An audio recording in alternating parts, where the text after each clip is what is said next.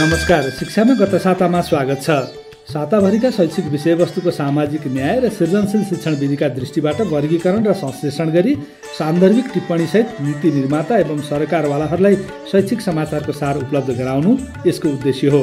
आउनुहोस् आजको श्रृङ्खला सुरु गरौँ। केही स्थानीय तहले कक्षा 10 को अन्तिममा लिइने एसी र कक्षा 8 मा हुने बिएली परीक्षा अघि नै र केहीले परीक्षा चल्दा चल्दै विद्यार्थी लक्षित पुरस्कार घोषणा गरेका समाचार आएका छन्। गोर्खाको बारपाक सुलीकोट गाउँपालिकाले एसीमा 4 जिपिए प्राप्त गर्ने विद्यार्थीलाई 1 लाख र शहीद लखन गाउँपालिकाले 50,000 रुपियाँ पुरस्कार दिने घोषणा गरेको समाचारमा उल्लेख छ। त्यस्तै कक्षा 8 को परीक्षामा 4 जिपिए ल्याउनेलाई शहीद लखन गाउँपालिकाले 10,000 पुरस्कारको घोषणा गरेको छ। बारपाक सुलीकोटका 10 माध्यमिक विद्यालयबाट एसीमा 371 विद्यार्थी सहभागी छन्। मकवानपुर गढी गाउँपालिका वडा नम्बर 6 ले एसीमा उत्कृष्ट जिपिए ल्याउने विद्यार्थीलाई उच्च शिक्षा अध्ययनका लागि 1 लाख रुपियाँ दिने घोषणा गरेको समाचार छ। वडाले एसीमा सहभागी हुने विद्यार्थीलाई यातायात र बाटो खर्च बापत जनाई 10,000 रुपियाँ दिएको गोरखापत्रमा समाचार छ।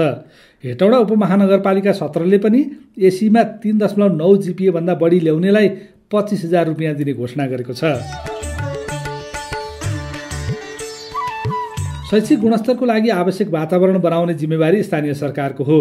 प्रदेश र सङ्घले त्यसलाई सघाउने हो। विषयगत योग्य शिक्षक, भौतिक संरचना र शैक्षिक सामग्री उपलब्ध गराउने दायित्व यी तीनै तहका सरकारको हो।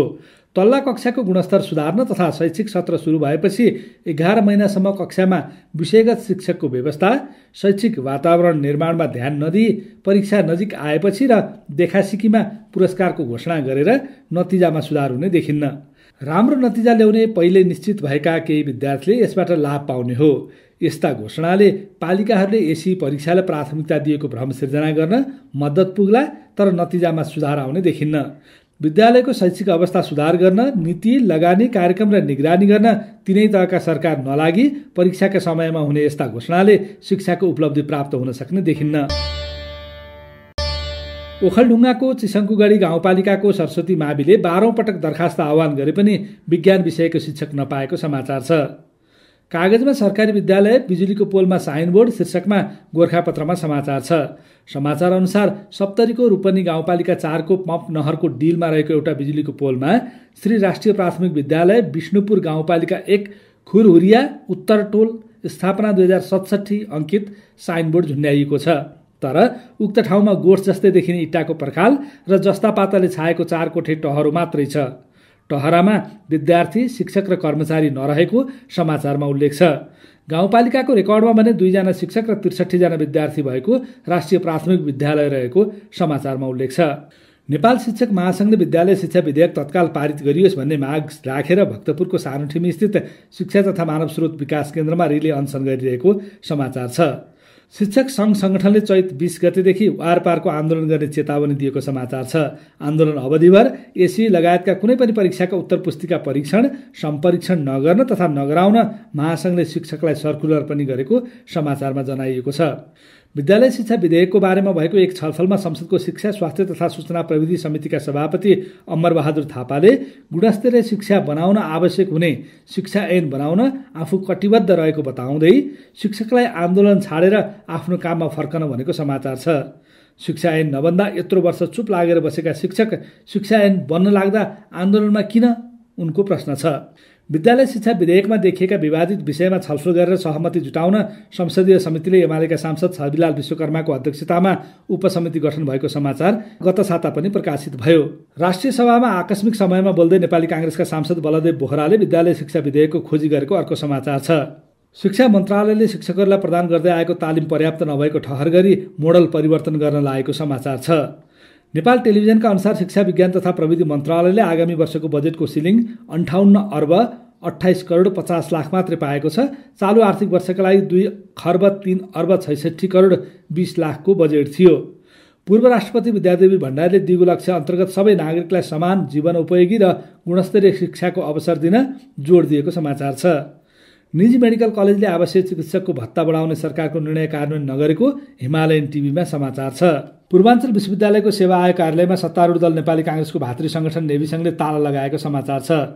त्रिभुवन विश्वविद्यालय शिक्षाशास्त्र केन्द्रीय विभागमा अध्ययनरत विद्यार्थीको तेस्रो सेमेस्टरको नतिजामा 68% विद्यार्थी अनुत्तीर्ण भएपछि डिन कार्यालयमा ताला लगाएको समाचार छ। काठमाडौँ विश्वविद्यालयका उपकुलपतिका प्रत्याशीहरूले पाएको अङ्क सार्वजनिक गरियोस् भन्दै प्रत्याशी प्राध्यापक डाक्टर सुबोध शर्माले कान्तिपुरमा पाठक पत्र लेखेका छन्। खोप विश्वविद्यालय विधेयक संसदमा ल्याउन सरकारलाई संसदीय समितिले निर्देशन दिएको छ। शहीद दशरथ चन्द स्वास्थ्य विज्ञान विश्वविद्यालय विधेयक समितिबाट पारित भएको समाचार पनि छ। राष्ट्रिय सभामा माओवादी केन्द्रकी सांसद रेणु चन्दले शहीद दशरथ चन्द स्वास्थ्य विज्ञान विश्वविद्यालय सम्बन्धी कानुन नबनेको भन्दै सरकारसँग जवाफ माग गरेको समाचार छ। शिक्षा मन्त्रालयले साइप्रसका 7वटा विश्वविद्यालयका लागि मात्रै वैदेशिक अध्ययन अनुमति पत्र एनओसी दिने समाचार छ। नेपाली दूतावासले अनुगमन गरेपछि साइप्रसका निश्चित विश्वविद्यालयमा मात्रै अध्ययन गर्न एनओसी दिने निचोडमा मन्त्रालय पुगेको हो। मदन भण्डारी विज्ञान तथा प्रविधि विश्वविद्यालयका 6 जना प्राध्यापक तथा अनुसन्धानकर्ताले विभिन्न विधामा 28 लाख रुपियाँभन्दा बढीको अनुसन्धान वृत्ति प्राप्त गरेको समाचार छ।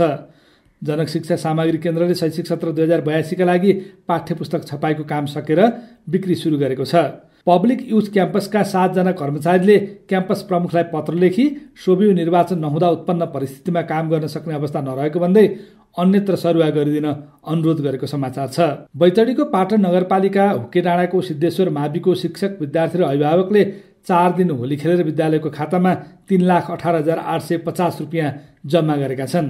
चाडबाडका अवसरमा विद्यालयले 71 सालदेखि 81 सम्म होली र देउसी भैलोबाट 17,34,614 रुपियाँ जुटाएर गणित विज्ञान सामाजिक पढाउने निजी स्रोतका 6 विषयगत शिक्षकको तलब भत्ता जुटाएको समाचार गोरखापत्रमा छ।